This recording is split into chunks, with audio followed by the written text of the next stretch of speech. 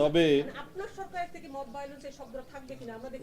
আমি প্রথম দিনই বললাম যে বাংলাদেশে মব কালচার শেষ, এবং বলে যদি কোথাও হয়ে থাকে সেটা আমরা অ্যাড্রেস করব।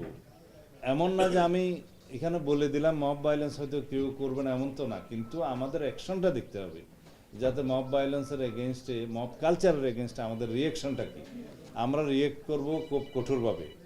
দেশে কোনো মব কালচার থাকবে না, এবং মব সৃষ্টির মাধ্যমে মহাসড়ক সড়ক অবরোধের মাধ্যমে দাবি আদায় করার জমানা শেষ।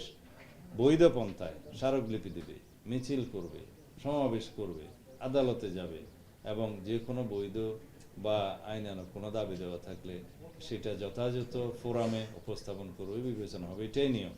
রাস্তায় দাঁড়িয়ে গেলাম, পরীক্ষা দেবো না আগামীকালকে, সেটা হবে না।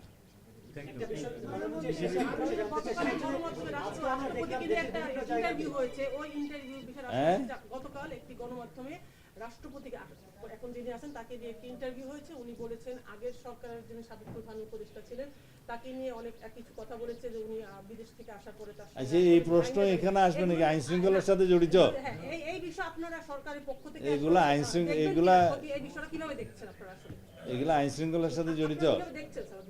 হ্যাঁ,